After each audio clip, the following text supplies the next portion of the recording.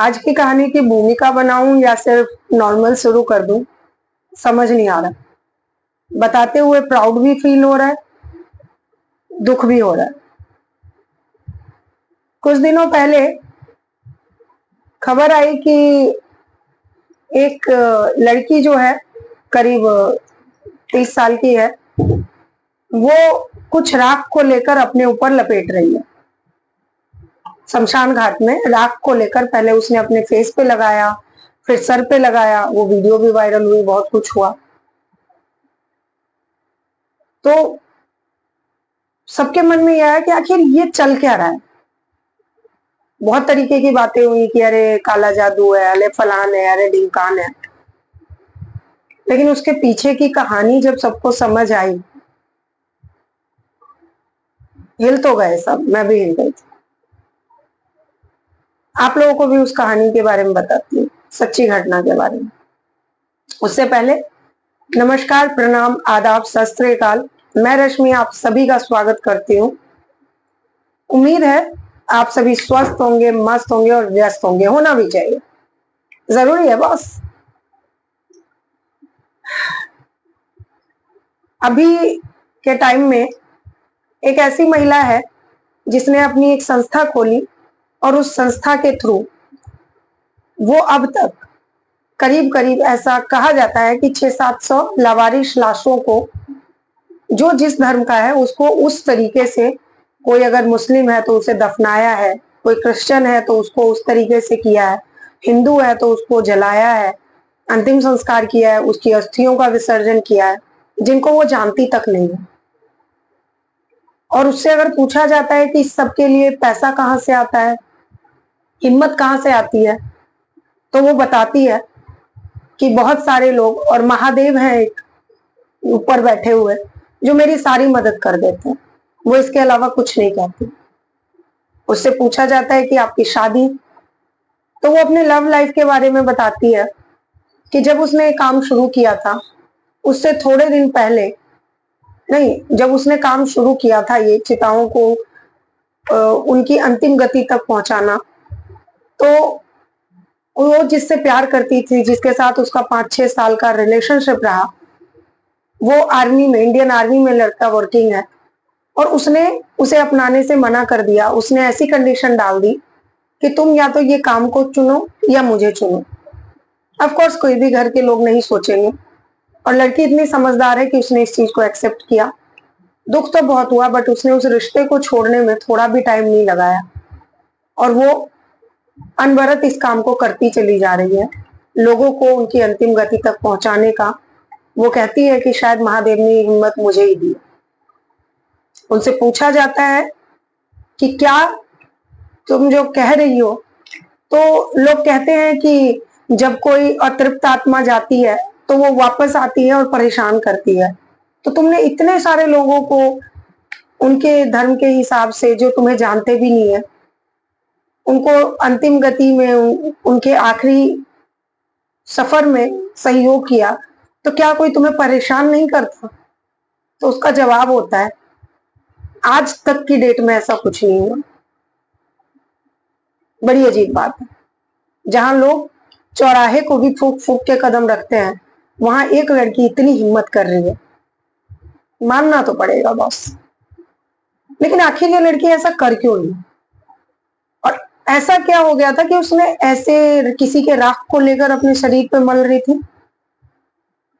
जब ये बात उससे पूछा गया, उस लड़की का नाम हम पायल रखते हैं, तो पायल बताती है कि वो स्टडी कर रही थी, नॉर्मल MSW कर रही थी। पायल एक भाई और एक बहन, खुद और उसका भाई जिसकी अब डेथ हो चुकी है।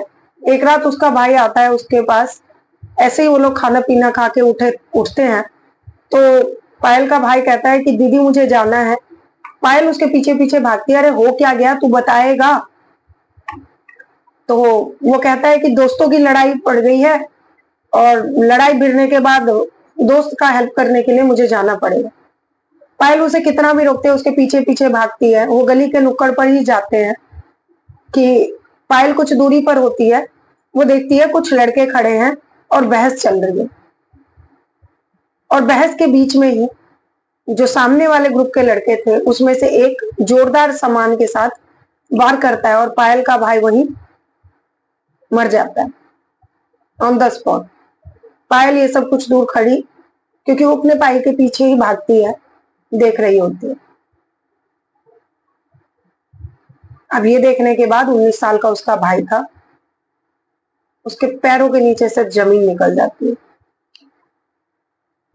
उसके बाद वो सबसे मदद मांगती है, लेकिन कोई उसकी मदद नहीं करता, और जब तक मदद मिलता है, हॉस्पिटल पहुंचता है, तब तक उसके भाई की डेथ हो चुकी है। वो अपने भाई को बिल्कुल, पायल रोती नहीं है, कुछ नहीं होता, उसके भाई को अंतिम क्रिया के लिए ले जाया जाता है अगले दिन। और जब उसके भाई को अग्नि दी जाती है, अग्नि भी पायल नहीं दी। अगले दिन कहते हैं ना कि जब अस्थि लेने के लिए लोग जाते हैं, पायल वहां पहुंचती है, उसे अपने भाई से इतना लगाव था कि वो उसे देख के ऐसे विचलित हो जाती है, उसे पता नहीं क्या होता है, उसे लगता है मैं अपने भाई को इसमें से उठा लूं और अपने कलेजे से लगा लूं, लेकिन वो भाई नहीं होता।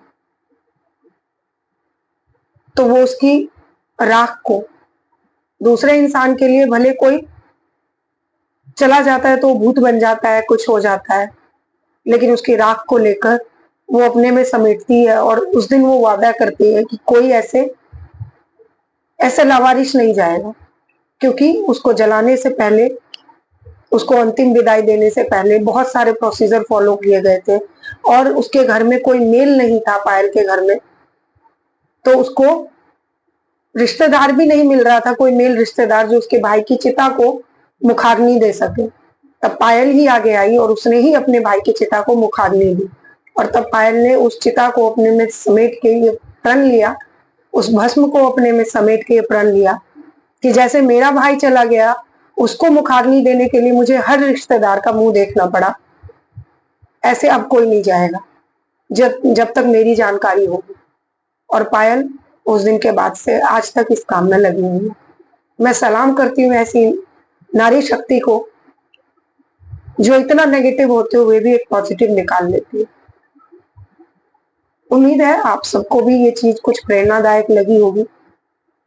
घटनाएं सच्ची होती है, किसी से मेल खा जाती है, कभी नहीं खाती, लेकिन एक बात जरूर कहूंगी, आपको सिर्फ बताती हूँ मैं, जो मेरे कानों तक आती है आपसे शेयर करती हूँ।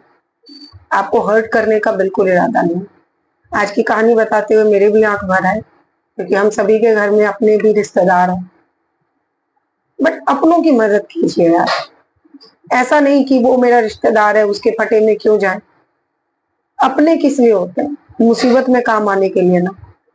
लेकिन आजकल ये दिख रहा है, जितनी बर्बरता हो रही है, अपने ही अपनों के काम नहीं आ रहे।